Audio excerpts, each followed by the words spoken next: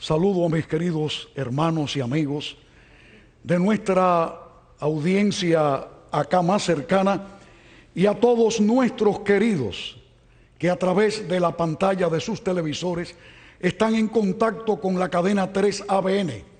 Deseo que Dios les bendiga, tanto a la vasta teleaudiencia en Norteamérica como en cualquier otro país donde esta señal llegue. Deseo que Dios les bendiga a todos. ¿Cómo está el pueblo de Dios? Amén, estamos bien.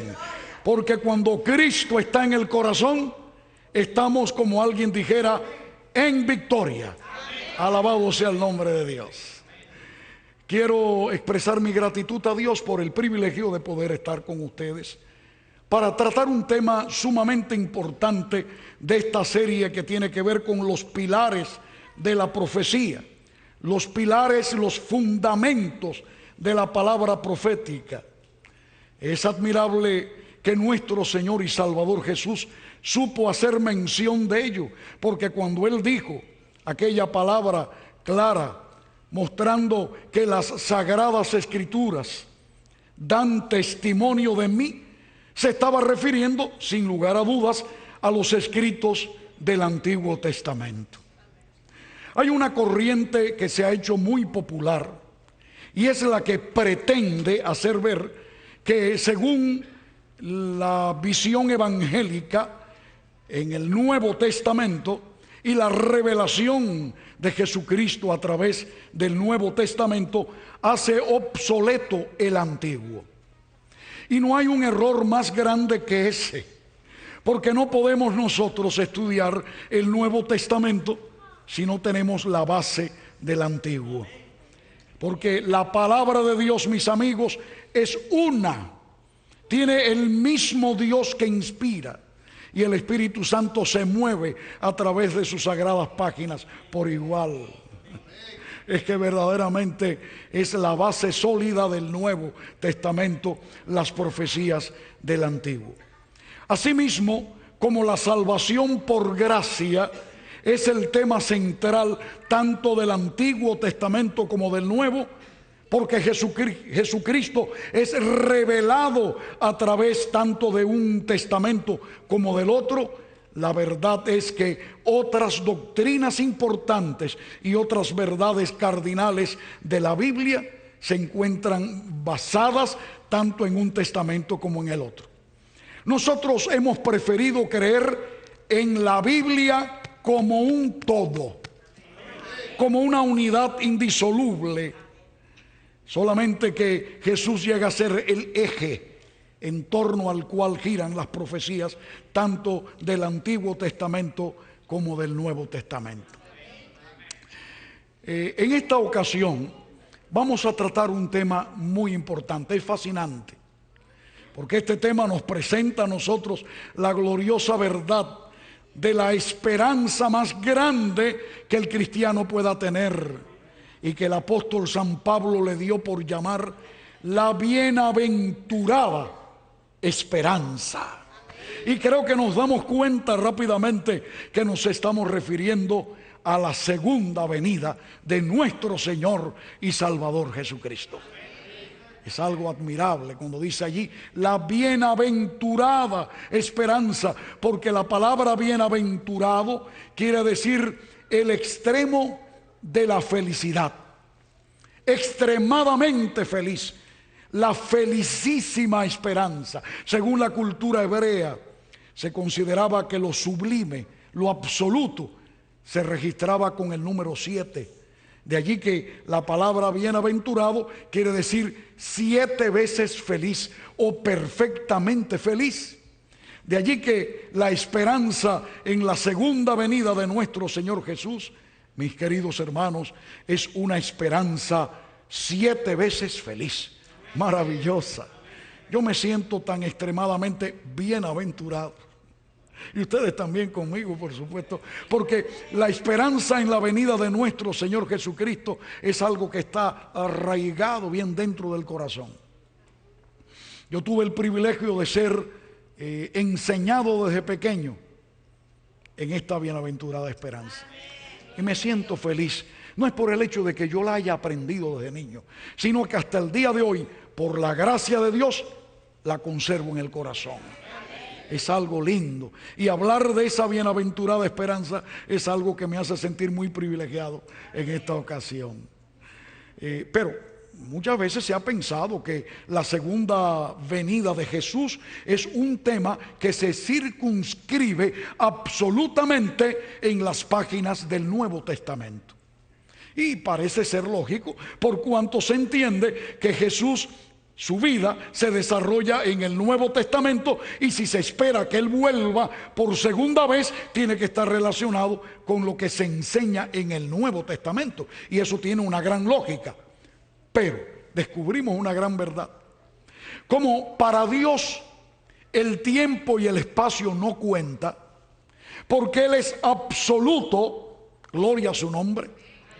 No hay dudas que la verdad gloriosa de la venida de Jesús, como otras verdades cardinales expresadas en las Sagradas Escrituras, no tienen límites de tiempo.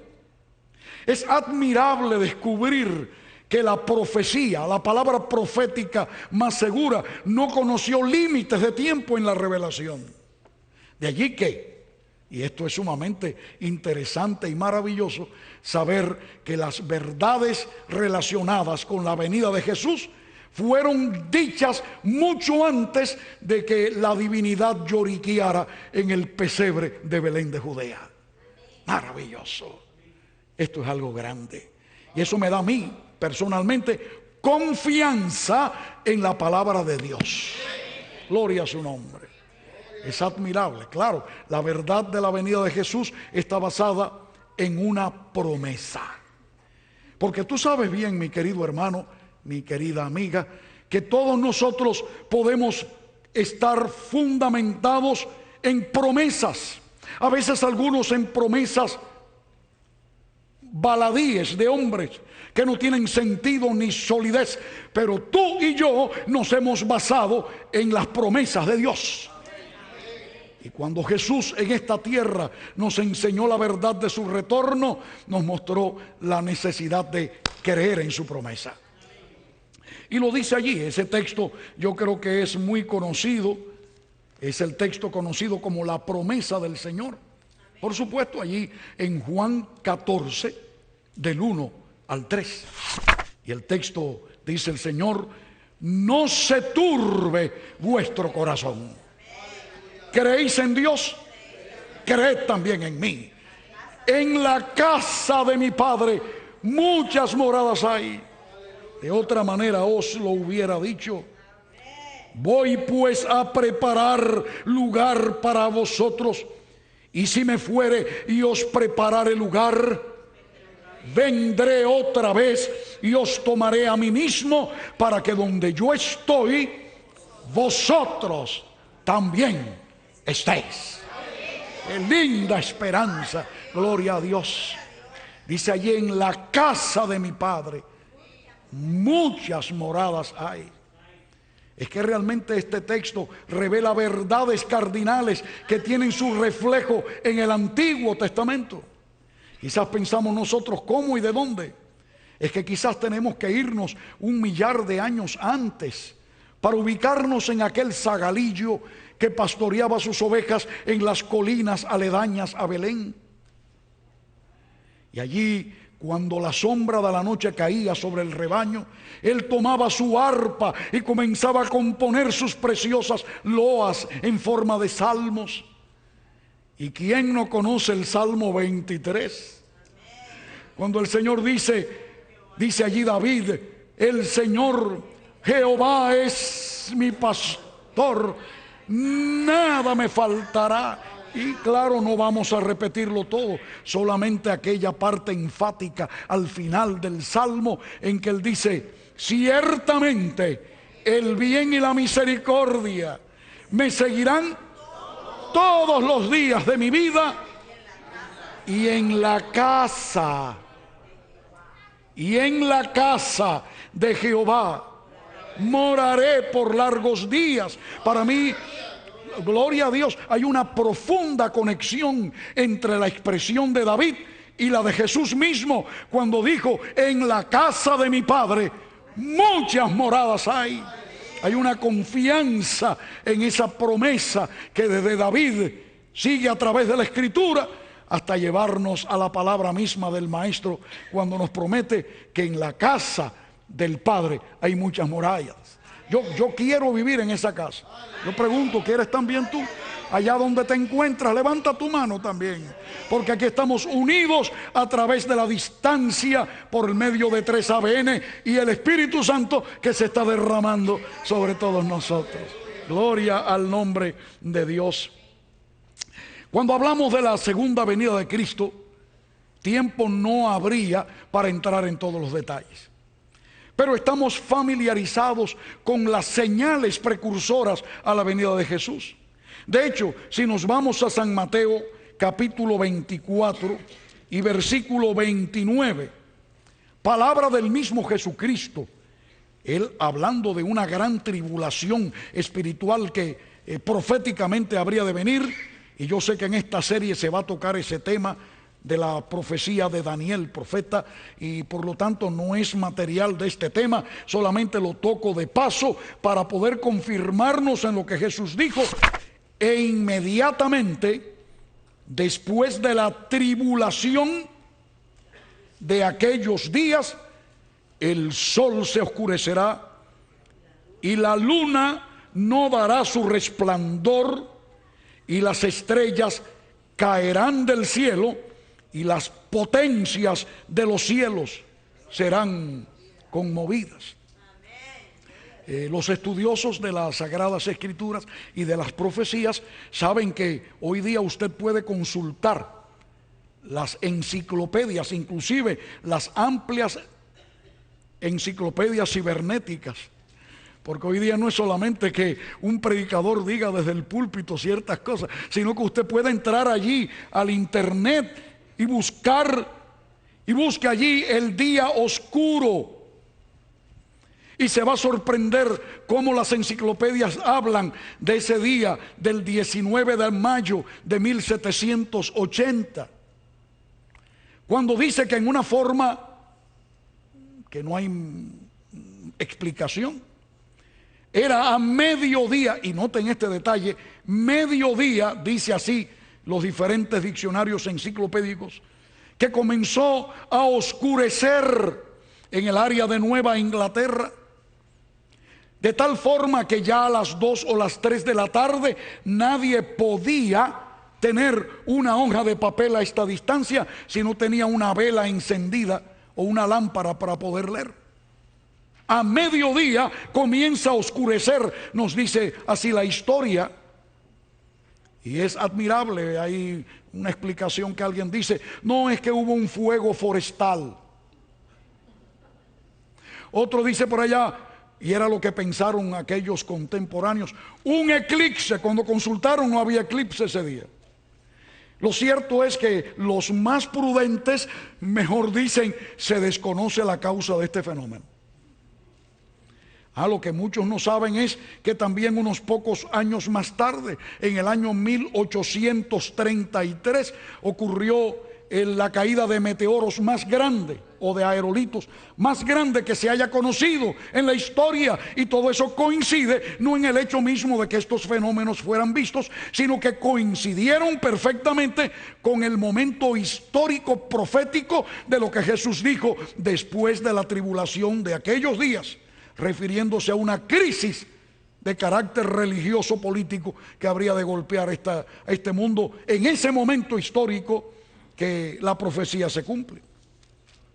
Pero lo que muchos no saben es que profetas antiguos ya estaban profetizando esos eventos de la venida de Jesús, aun cuando todavía Él no había nacido y había venido por primera vez.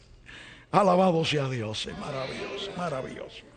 El profeta Amós, en el capítulo 8 y versículo 9, solamente para circunscribirnos a ese texto, dice así el profeta, palabra de Dios: acontecerá en aquel día, está hablando de un aquel, lanzándose hacia el futuro, dice Jehová el Señor. Y yo quiero que tengas esto claro. Cuando un texto dice Jehová el Señor, ponle un sello de garantía.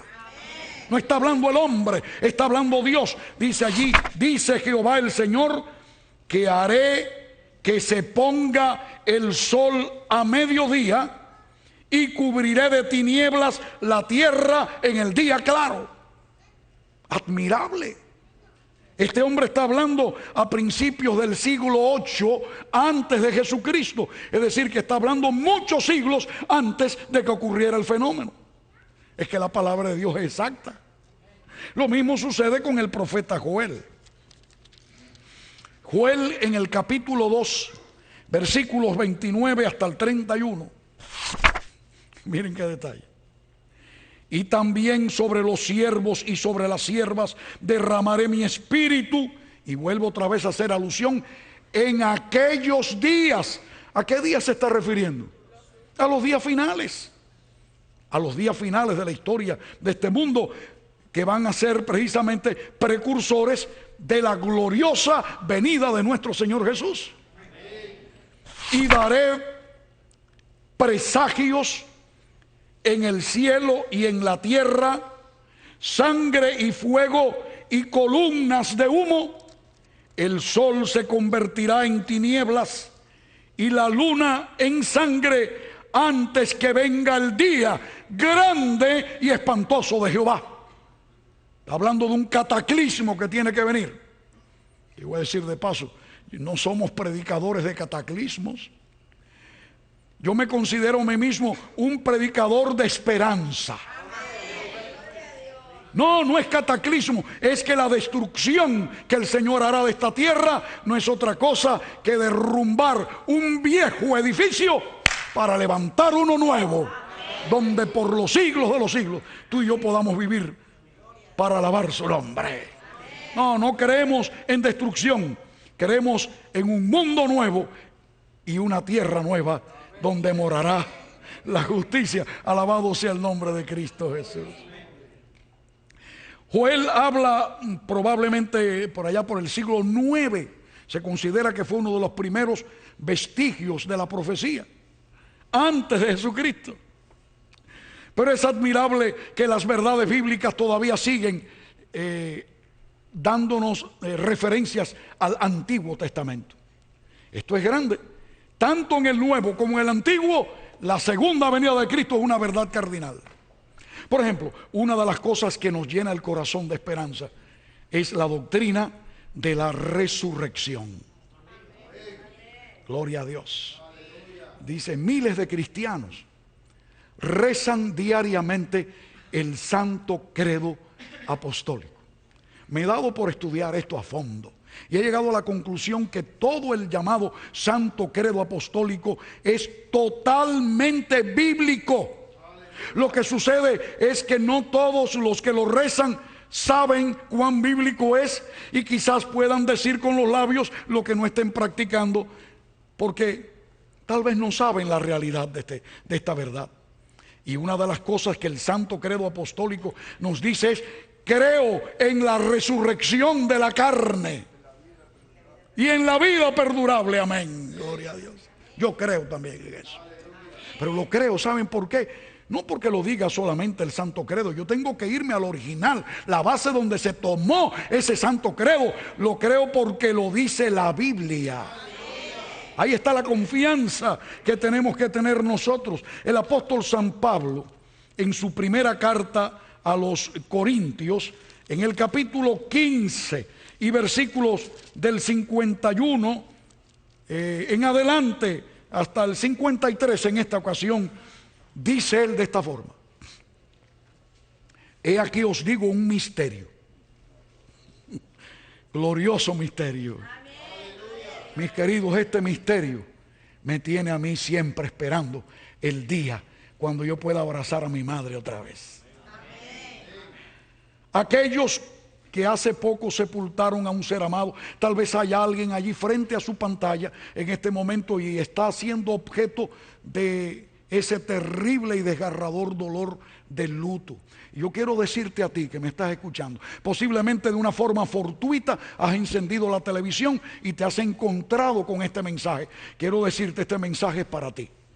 Para ti que estás sufriendo tus dolores, no olvides que hay una promesa, y la promesa es que el que da la vida, porque Él es la vida, tiene el poder de resucitar y traer a la vida otra vez los que duermen en la bendita esperanza de la resurrección. Gloria a Dios. He aquí os digo un misterio, y el misterio es: no todos dormiremos, porque así le llama San Pablo a la muerte, un sueño, pero todos seremos transformados, y dice más, en un momento, en un abrir y cerrar de ojos, a la final trompeta, porque se tocará la trompeta y los muertos serán resucitados incorruptibles, y nosotros seremos transformados, porque es necesario que esto corruptible se vista de incorrupción y esto mortal se vista de inmortalidad. Gloria a Dios. Es maravilloso, maravilloso, mis hermanos. La final trompeta. El apóstol Pablo habla en su primera Tesalonicenses, texto que no vamos a leer en este momento, solamente como referencia, y habla allí claro como el Señor descenderá del cielo con trompeta de Dios. Por eso, con todo mi respeto a mis queridos hermanos que preconizan la doctrina del rapto secreto, yo quiero decirles, yo no puedo creer en la doctrina que se predica del rapto secreto y creer en la Biblia al mismo tiempo, porque hay una total contradicción. No es que Jesús venga callada y secretamente, no, viene con trompeta. Y la trompeta es un instrumento que despierta a los soldados en los regimientos. Será tan grande el toque de trompeta que aún los oídos de los muertos en Cristo se abrirán a la trompeta de Dios. Gloria al nombre de Cristo. Esa verdad cardinal es una verdad neotestamentaria fundamental. Pero es admirable ver que allá en el Antiguo Testamento ya esa verdad se creía. Y para ello yo tendría que irme al libro de Job. Bueno, el libro de Job va tan lejos allá que se entiende que el mismo Moisés lo escribió. Esto es admirable. Y dice allí el texto, lo voy a leer desde el versículo 23 del capítulo 19. Job 19, 23 hasta el 27. Observen este hombre en la agonía, en el dolor terrible de la circunstancia en la que él se encontraba, porque lo que Job estaba pasando, a veces yo pienso que yo sufro problemas en la vida. Ay, mis hermanos y amigos, cuando yo estudio el caso de Job, no me queda otra cosa que decir: Señor, yo no estoy pasando ninguna prueba. Ese hombre sí pasó una gran prueba, pero no desmayó. Dice que no fue hallado en él ninguna falta. Fue algo admirable. Y miren cómo dice este hombre: ¿quién diese ahora que mis palabras fueran escritas? Y se le cumplió, porque por eso la estamos leyendo. ¿Quién diese que se escribiesen en un libro, que con cincel de hierro y de plomo? Parece que fue una profecía acerca de la imprenta, ¿no? Cincel de hierro y con plomo fuesen esculpidas en piedra para siempre. Y ahora exclama él en un grito: yo sé que mi Redentor vive. Un hombre angustiado por la lepra, por la terrible marca de la sarna, no sé qué enfermedad terrible, la más grande. Yo sé que mi Redentor vive y al fin se levantará sobre el polvo. Parece que Job en ese momento fue usado como profeta para revelar que Cristo como Redentor moriría en la cruz, pero que sería levantado de la tumba. Jesús resucitaría, y como Pablo dice él aquí: y después de deshecha esta mi piel, en mi carne he de ver a mi Dios, el cual veré por mí mismo, y mis ojos lo verán y no otro. Gloria a Dios. Job creía en la resurrección, mucho más allá todavía que Jesús viniese a nacer en el pesebre. Ya lo veía venir en su segunda venida. Alabado sea el nombre del Señor. Y yo quiero decirte hoy, en este momento que estamos escuchando este mensaje, yo te invito a que como Job, porque posiblemente estás pasando tus pruebas, estás pasando tus angustias, únete a Job al decir: yo sé que mi Redentor vive. No, no está muerto, no lo ha contenido para siempre la tumba de José de Arimatea, porque lo más grande de la vida, que en un mundo donde la arqueología científica se ha encargado de encontrar los huesos hasta de Tutankamón y cuantos más por allí, todavía no se han encontrado un huesecillo del cuerpo de Cristo jamás. Porque cuando Cristo resucitó de entre los muertos y más tarde ascendió al cielo, se llevó todos sus huesos con él. Mira que le dijo aquel: palpa y vean mis manos, que un espíritu no tiene carne ni huesos, como veis que yo tengo. Por eso yo creo en la resurrección de la carne. El Señor nos va a dar un cuerpo nuevo que viviremos por toda la eternidad. Un cuerpo a prueba de eternidad. Gloria a Dios. Eso es una garantía perpetua. Esa sí es garantía de por vida, pero de por vida eterna. Alabado sea el nombre de nuestro Dios. También la Biblia nos enseña que la venida de Cristo es en misión de destrucción. De ello hablábamos hace un momentito, pero vale la pena que profundicemos un poco más. El apóstol San Pedro, y tú recuerdas bien ese texto en su primera, su segunda carta, la segunda carta de Pedro, en el capítulo 3, y leemos desde el versículo 9 y el 10, segunda de Pedro 3, 9 y 10. El Señor no retarda su promesa, como algunos la tienen por tardanza, sino que es paciente para con nosotros, no queriendo que ninguno perezca. Y eso es claro tenerlo. Jesús viene a destruir, pero no viene a destruir al pecador, a menos que éste se aferre al pecado. ¿Me hago claro? No es que el Señor va a destruir al pecador, Él viene a destruir al pecado, pero los que se aferren al pecado, no habrá otra alternativa. Pero dice: no quiere que perezcan, sino que procedan ¿al qué? Al arrepentimiento. Pero, como diciendo, pero no perdamos esta verdad, el día del Señor vendrá como ladrón en la noche, en el cual los cielos pasarán con gran estruendo. No es nada silencioso ni secreto, ¿no? Con gran estruendo, y los elementos ardiendo serán deshechos, y la tierra y las obras que en ellos hay serán quemadas. Ahora nosotros nos vamos al último libro del Antiguo Testamento y nos vamos a sorprender cómo Malaquías nos presenta en los últimos textos casi de ese maravilloso compendio del Antiguo Testamento, capítulo 4 de Malaquías, versículo 1, y dice allí: porque aquí viene el día ardiente como un horno. Notan ustedes que sí hay señales y profecías de la venida de Cristo en el Antiguo Testamento. Día ardiente como horno, y todos los soberbios y todos los que hacen maldad serán estopa. Aquel día que vendrá los abrazará, ha dicho Jehová de los ejércitos, y no les dejará ni raíz ni rama. El versículo 2 más tarde habla de cómo los que sí cumplen con el Señor, dice allí, saltarán como becerros de la manada, en alegría y en gozo. Esto es algo maravilloso.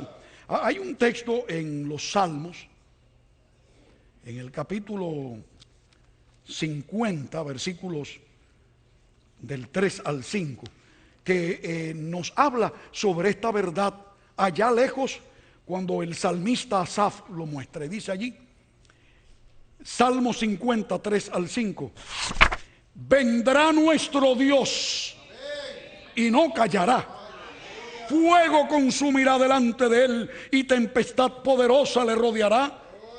Pero noten esta parte del versículo 4: convocará los cielos arriba y la tierra para juzgar a su pueblo. Y ahora dice el versículo 5, porque parece como que el Señor va a juzgar de tal manera que viene a destruir. No, mis amigos, el Señor viene a otra cosa más grande que esa. Viene a juntar a su pueblo. Es decir, que si tú y yo somos fieles a Jesús, no tenemos nada que temer al futuro. Vamos a ser guardados en el pabellón del Señor. Mira el versículo 5. Juntadme mis santos. Juntadme mis santos, los que hicieron conmigo pacto con sacrificio. Aquellos que se sacrificaron, el Señor dice, vengan. Y Él dice, juntadme. Ahora viene la pregunta, ¿a quién el Señor le pide que junten sus santos? Bueno, tenemos que irnos a Marcos, claro, en el Evangelio de San Marcos, en el capítulo 13, San Marcos capítulo 13, versículos 26 y 27. Noten este detalle, qué conexión entre el Antiguo Testamento y el Nuevo Testamento. Entonces verán con sus propios ojos. Alguien dijo por allá, no, la venida del Señor es algo espiritual, solo que con el ojo de la fe. Pero dice la Biblia que aún hasta los impíos que no tienen fe van a ver al Hijo del Hombre viniendo en las nubes de los cielos. Que viene con las nubes de los cielos con gran poder y gloria. Y entonces enviará. ¿Quién va a enviar? El Señor va a enviar a sus ángeles y juntará a sus escogidos, los santos, los escogidos, los que hicieron pacto con sacrificio. Dice allí, de los 4 vientos de la tierra, norte, sur, este y oeste. El Señor los va a reunir de los extremos de la tierra hasta el extremo del cielo. Hermanos, qué maravilla. Como ya el profeta lo había dicho antes, allá en el Salmo 50, y ahora dice acá en Marcos lo mismo. Mis amados, realmente desde el Génesis hasta Malaquías, todo el Nuevo Testamento está lleno de alusiones a la segunda venida de Cristo a esta tierra por segunda vez. Claro está, por primera vez, y ese no es mi tema, así que no profundicemos. Todas las profecías mesiánicas que tienen que ver con su primera venida son palpables, pero admirable que ya la Biblia decía que iba a venir por segunda vez, aun cuando todavía no había llegado por primera vez a esta tierra. Es maravilloso. Quiero solamente irme a unos pocos textos más. San Mateo capítulo 16, importante. Capítulo 16, versículo 27, palabra de Jesús, porque el Hijo del Hombre vendrá en la gloria de su Padre con sus ángeles, entonces pagará a cada uno según fueren sus obras. Y habla, dice que viene con todos sus ángeles, dice algún texto además. Hay un texto en la Escritura que se encuentra en ese pequeño libro que está anterior a Apocalipsis, me refiero a la epístola de Judas. Judas, capítulo 1, es el único que tiene, versículo 14, y hace alusión a que Enoc, séptimo de la generación de Adán, Enoc, séptimo de Adán, he aquí también profetizó Enoc, séptimo de Adán, diciendo, he aquí el Señor con sus santas decenas de millares. ¿Cómo es que este hombre en los albores mismos de la historia humana ya estaba haciendo el énfasis a la venida de Cristo con todos sus santos ángeles? ¿Saben ustedes que circuló en el primer siglo un libro pseudoepigráfico, un libro apócrifo que no se creía ni cree que tenga base, llamado el libro de Enoc? Y algunos críticos creen que Judas, que se entiende era hermano o digamos quizás medio hermano de Jesús, tomó de ese libro apócrifo la frase La verdad, mis amigos, es que entendemos que tal vez fue todo lo contrario. Que fue el tal apócrifo el que tomó de lo que dijo Enoc. Porque yo creo en la revelación profética. Y tú también crees. Y creo que el Espíritu Santo no solamente revela, sino que el Espíritu Santo es capaz de elegir y sacar lo necesario para mostrar verdades. No hay dudas que desde los mismos albores de la historia, este hombre llamado Enoc, santo hombre de Dios, que la Biblia dice que fue llevado vivo al cielo por su integridad como un trofeo delante del trono de Dios, él pudo profetizar la segunda venida de Cristo en gloria y majestad.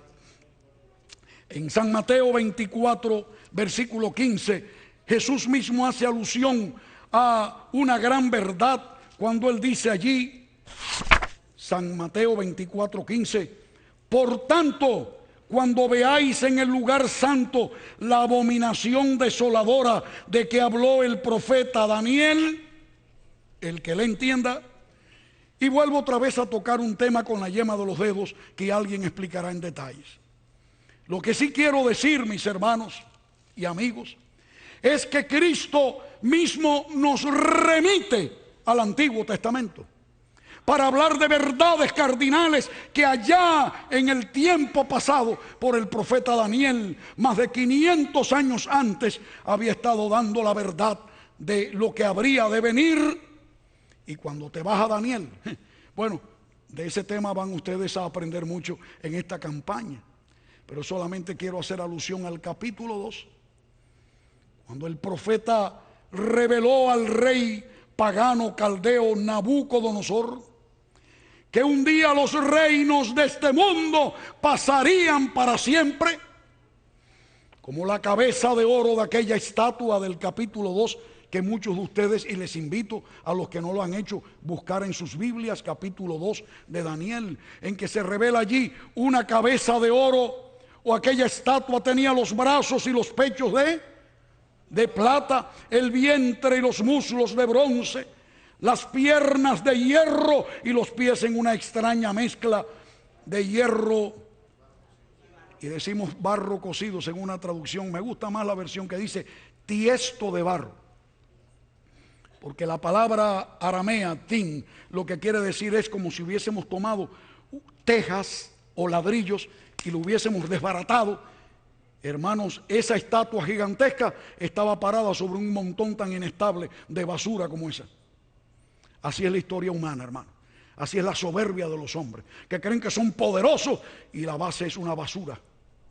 Pero en los días de esos reyes, Dios le reveló a este rey pagano que una piedra que fue cortada no con mano humana golpeó esa estatua, la derribó por completo.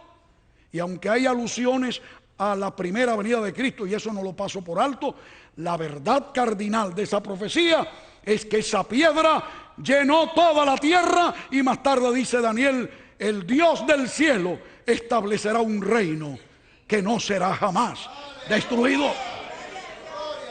Más de 500 años antes de que Jesús viniera, ya se estaba revelando la gloriosa verdad que el reino de los cielos se establecerá con la venida de nuestro Señor y Salvador Jesús.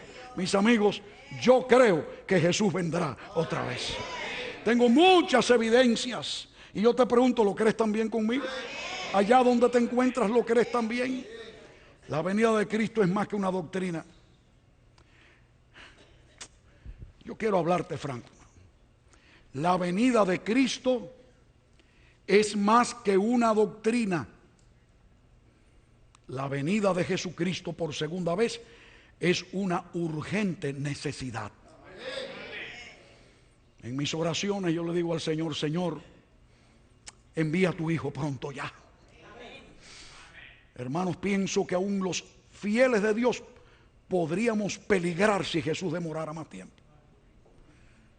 Venga tu reino, Señor. Venga tu reino. Hermanos, cuando tú llegas y sintonizas la televisión y tú ves cuadros horribles, no de asuntos meramente físicos, yo más bien me refiero a la parte moral que este mundo está viviendo.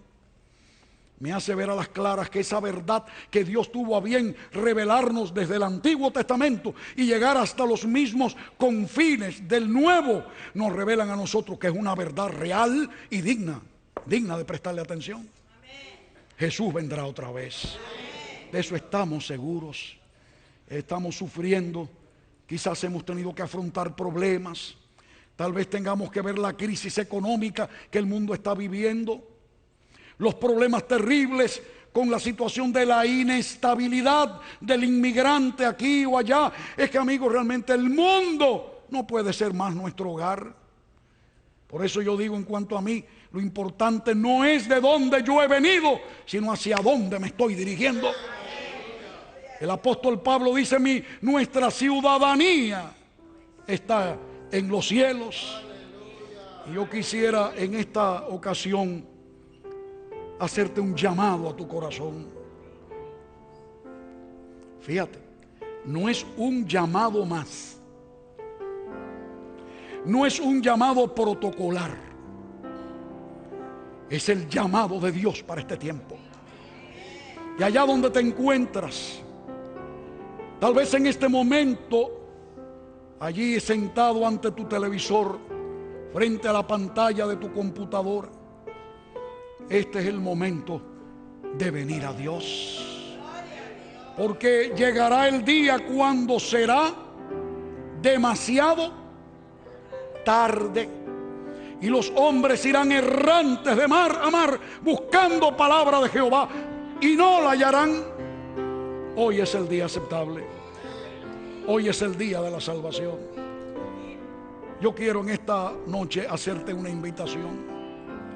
¿Te gustaría hoy decir: Señor, aunque ya llevo años tal vez creyendo en la venida de Jesús, o tal vez alguien por primera vez está escuchando en este auditorio, o tal vez a través de las cámaras llegue alguien que no había creído esta verdad? Yo te invito a que hoy te entregues a Jesucristo, que vengas a Él antes de que sea tarde. Y yo quisiera invitarte a retornar a Dios. No es solamente en una forma espasmódica responder a un llamado solamente por decir: lo que se ha dicho me ha impresionado. No, yo quiero llamarte a que tu vida de ahora en adelante sea entregada a tu Salvador Jesucristo.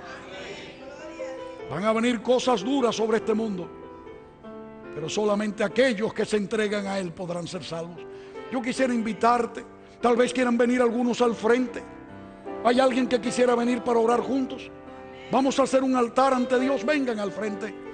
Vengan al frente. Allá donde te encuentras, quizás puedes ponerte en pie, o tal vez puedas llegar al Señor como tu corazón te lo indique. Pero hoy es el día grande de venir a Dios.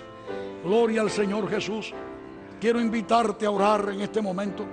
Tal vez en el instante en que estamos orando haya alguna necesidad interna de tu alma. Tal vez has notado que tu fe se ha perdido. Tal vez allá donde te encuentras piensas que Dios te ha dado la espalda. Pero yo quiero invitarte a que hoy, ahora mismo, aquí nos pongamos en las manos de nuestro Dios.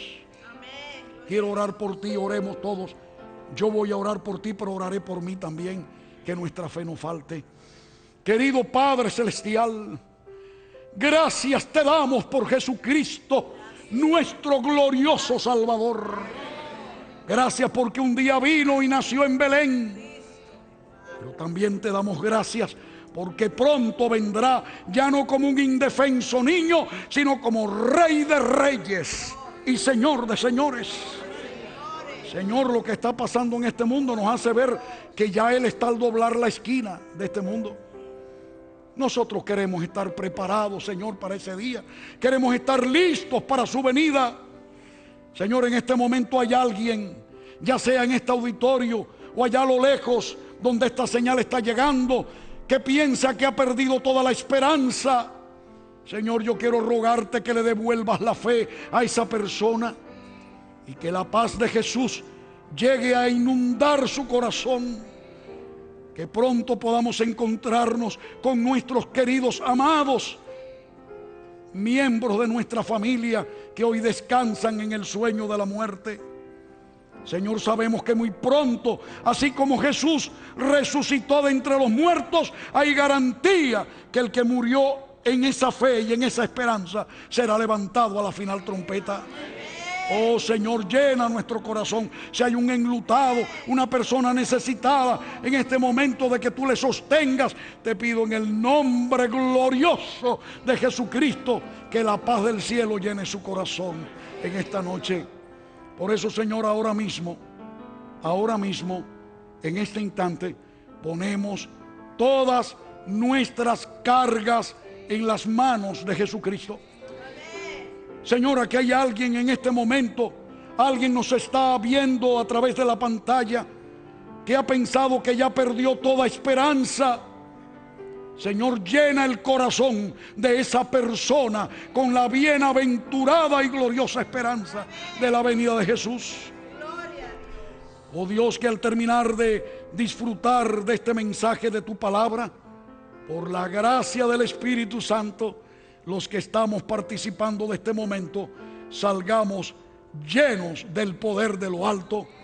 Porque todo esto, Señor, te lo pedimos no en méritos humanos, sino en el glorioso y santo nombre de nuestro Señor y Salvador Jesús. Amén. Amén. Que Dios les bendiga, mis queridos. Que la paz de Cristo esté con todos ustedes. Manténganse en el camino. Yo quiero pedirles que busquen ustedes ayuda de alguien que pueda abrir la escritura con ustedes. Tal vez por primera vez está usted escuchando estos temas. Yo te sugiero que busques la Biblia y te comuniques a través de 3ABN, a través de los números telefónicos o del website de este maravilloso canal de televisión, y seguramente van a encontrar la forma de ayudarte. Que Dios te bendiga y la paz de Cristo esté con todos ustedes. Amén. Amén.